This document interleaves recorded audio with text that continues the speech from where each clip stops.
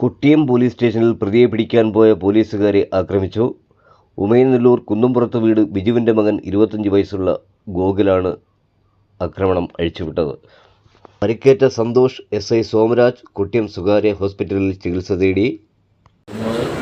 ഞങ്ങളുടെ ഈ വീട്ടിൽ മോഷണം നടന്നതായിട്ട് ഒരു പരാതിയായിട്ട് അപ്പോഴത്തേക്ക് ആ ഫോണും സ്വർണ്ണോടെ പോയെന്നായിരുന്നു പരാതി. അപ്പോൾ പെട്ടെന്ന് ഈ ഫോണിൻ്റെ ലൊക്കേഷൻ എടുത്ത് പല ഭാഗങ്ങളായിട്ട് തിരിഞ്ഞ് ഈ ലൊക്കേഷൻ വഴി പോയതാണ്.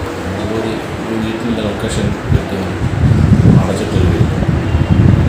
ആ ലൊക്കേഷനിൽ അപ്പോൾ ആരെയും കാണുന്നില്ല. തട്ടി വിളിച്ചപ്പോൾ എന്നായിരുന്നു കാണുന്നത്.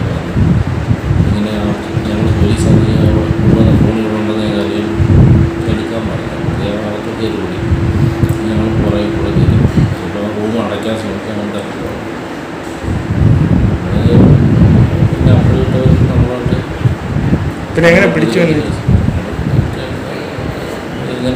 കീഴ്പ്പെടുത്തി അവിടെ സ്റ്റേഷനിൽ വിളിച്ചു.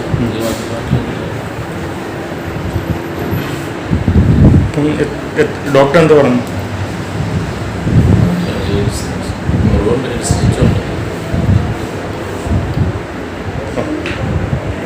മൈലാപ്പൂർ സ്വദേശി സെയ്തലിയുടെ 1.5 പവന്റെ സ്വർണ്ണമാലയും മൊബൈൽ ഫോണും നഷ്ടപ്പെട്ടതായി കൊട്ടിയം പോലീസിൽ നൽകിയ പരാതിയുടെ അടിസ്ഥാനത്തിൽ ടവർ ലൊക്കേഷൻ പരിശോധിച്ചതിനെ തുടർന്ന് മൊബൈൽ കുറ്റിച്ചിറ ഭാഗത്ത് ഉണ്ടെന്ന് മനസ്സിലായി. ഇത് അറിഞ്ഞ കൊട്ടിയം SHO സുനിലിന്റെ നിർദ്ദേശപ്രകാരം SI സോമരാജ് PC സന്തോഷ് തുടങ്ങിയവർ ലൊക്കേഷൻ കണ്ട സ്ഥലത്തെത്തുകയും ഉമയനെല്ലൂർ കുന്നുംപുറത്ത് വീട്ടിൽ ബിജുവിൻ്റെ മകൻ 25 വയസ്സുള്ള ഗോകുലിനെ കസ്റ്റഡിയിലെടുത്ത് കയ്യാമം വയ്ക്കുകയും ചെയ്തു. പിന്നീട് ഗോകുൽ സന്തോഷിനെയും സോമരാജിനെയും കയ്യിൽ വെച്ചിരുന്ന വിലങ്ങ് ഉപയോഗിച്ച് തലയ്ക്കും ശരീരത്തിനും ഇടിച്ച് പരിക്കേൽപ്പിക്കുകയും ചെയ്യുകയായിരുന്നു. ഇത്രയും അക്രമ സംഭവങ്ങൾ നടത്തിയ ഗോകുലിനെ പോലീസുകാർ കീഴ്പ്പെടുത്തി സ്റ്റേഷനിലെത്തിച്ചു. തുടർന്ന് ഇവർ കൊട്ടിയത്തെ സ്വകാര്യ ഹോസ്പിറ്റലിൽ ചികിത്സ തേടുകയായിരുന്നു.